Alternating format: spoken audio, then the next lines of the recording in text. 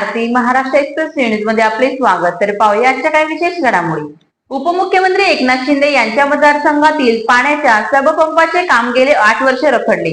15 कोटीचा निधी देऊन सुद्धा काम रखडले।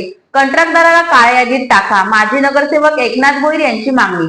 शिवसेनेचे माजी नगरसेवक एकनाथ भोईर पाणीपुरवठा विभागाच्या अधिकाऱ्यावर संतापले।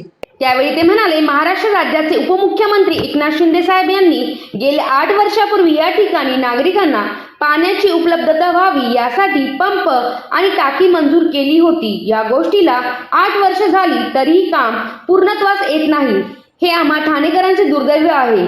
जे अधिकारी या ठेकेदारांना पाठीशी घालतात त्यांची चौकशी व्हायला पाहिजे। एकनाथ शिंदे साहेबांनी 1-2 वर्षापूर्वी हे कामे पूर्ण करा अशा सूचना दिल्या असताना सुद्धा अजूनही कामे पूर्ण झाली नसून त्या माय भगिनींची 24 तासात एकदा पाणी येणे हीच माफक अपेक्षा आहे। आम्हाला इलेक्शन अगोदरचे कामे पूर्ण होईल असे आश्वासन दिले होते। जो ठेकेदार आहे त्याचे फक्त हेच काम नसून ठाण्यात अनेक मोठे कामे आहेत। अशा ठेकेदारांना खरं तर काळ्या यादीत टाकलेच पाहिजे अशी आमची ठाम मागणी आहे। अशा प्रकारे शिवसेना माजी नगरसेवक एकनाथ भोईर यांनी ठाण्यातील पाणी पुरवठा विभागाच्या अधिकाऱ्यांवर संताप व्यक्त करत कारवाईची मागणी केली। माननीय महाराष्ट्र राज्याचे यशस्वी मुख्यमंत्री आणि विद्यमान उपमुख्यमंत्री एकनाथ शिंदे साहेब यांनी गेल्या 8 वर्षापूर्वी या ठिकाणी नागरिकांना वेळेत पाणी मिळावं या उद्दिष्टाने या रूपादेवी प्रांगणामध्ये या ठिकाणी संप आणि त्याचबरोबर टाकी या ठिकाणी मंजूर केलेली। या गोष्टीला साहेब 8 वर्ष झाली। 8 वर्षानंतरही काम पूर्णत्वात येत नाही। हे दुर्दैव आहे आपल्या सर्वांचे, ठाणेकरांचे। आणि अशा ठेकेदाराला जे अधिकारी पाठीशी घालतात, शेवट साहेब या गोष्टीची चौकशी लागली पाहिजे। कारण माननीय उपमुख्यमंत्री एकनाथ शिंदे साहेबांनी सुद्धा या संदर्भात 2 वर्षापूर्वी 1 वर्षापूर्वी वारंवार सांगितलं होतं की लवकरात लवकर करून घ्या, का माझ्या माय भगिनी आहेत यांना वेळेवर पाणी मिळत नाही, किमान 24 तासात तरी एकदा पाणी मिळालं पाहिजे। अशा प्रकारची अपेक्षा, माफक अपेक्षा या सर्व माय भगिनींची आहे। परंतु असं असतानाही आजपर्यंत या ठिकाणी हे काम पूर्णत्वात जात नाही। आम्हाला निवडणुकीपूर्वी ऍक्च्युली हे काम पूर्ण करतो म्हणून आम्हाला आश्वासन दिलं होतं, झालं नाही। त्यानंतर निवडणुकीमध्ये आम्ही सर्वसामान्य लोकांच्या घरी जात असताना आम्हाला लोक प्रश्न विचारत होते। त्यावेळेला सुद्धा आम्ही माननीय अधिकाऱ्यांशी चर्चा करून त्यांना सांगितलं अधिकाऱ्यांशी, त्या म्हटलं 1 महिन्यामध्ये आम्ही तुम्हाला देतो। मी माननीय उपमुख्यमंत्री एकनाथ शिंदे साहेबांना सुद्धा या बाबतीत कल्पना दिली होती, साहेब 1 महिन्यामध्ये ते आपल्याला उद्घाटन करायचं आहे। परंतु दुर्दैव आहे, आज 1 महिना पूर्ण होऊन गेला।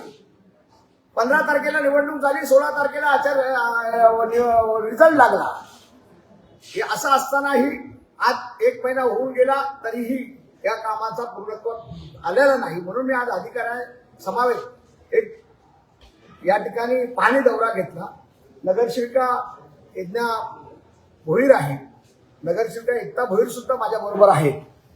आणि ज्या वेळेला 7-8 वर्षापूर्वी मी या महासभेमध्ये यासाठी बजेट उपलब्ध करण्यासाठी जी काय तरतूद केली होती, त्यावेळेला मी नगरसेवक त्या ठिकाणी होतो आणि सातत्याने पाठपुरावा करून त्यावेळेला सुद्धा मी सर्वांना सांगितलं होतं, माननीय आयुक्त साहेबांना सुद्धा सांगितलं होतं की साहेब, हा ठेकेदार जर काम करत नसेल, याची कॅपॅसिटी नसेल, तर आपण त्याला ब्लॅकलिस्ट करा, दुसऱ्या ठेकेदाराला द्या।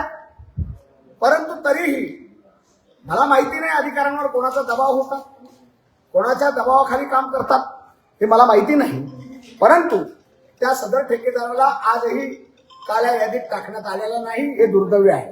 आणि त्या ठेकेदाराचं केवळ ह्याच इथे काम नाही, ठाणे शहरात अनेक मोठे प्रोजेक्ट त्याच्या हातामध्ये आहेत, त्या ठिकाणी सुद्धा हीच परिस्थिती आहे। या संदर्भात सुद्धा माहिती या सर्वसाधारण सभेमध्ये यज्ञा भोईर, एकता भोईर हे प्रश्न उपस्थित करणारच आहे। त्या ठिकाणी किती कामं आहेत त्यांच्याकडे आणि किती कामं पूर्णत्वात नेलेली आहेत, किती कामं त्यांनी वेळेमध्ये पूर्ण केलेली आहे आणि वेळेमध्ये न केलेल्या पूर्ण कामांना किती आपण त्यांना दंडात्मक कारवाई त्या संबंधित ठेकेदारावर केले, या संदर्भात सुद्धा प्रश्न निर्माण होतोय। आज आपण पाहतोय तर या होत्या शहरातील महत्त्वाच्या ठळक घडामोडी। अशाच काही नवनवीन घडामोडी पाहण्यासाठी आमच्या चॅनलला लाईक करा, शेअर करा, सबस्क्राईब करा आणि बेल आयकॉन दाबायला विसरू नका. धन्यवाद.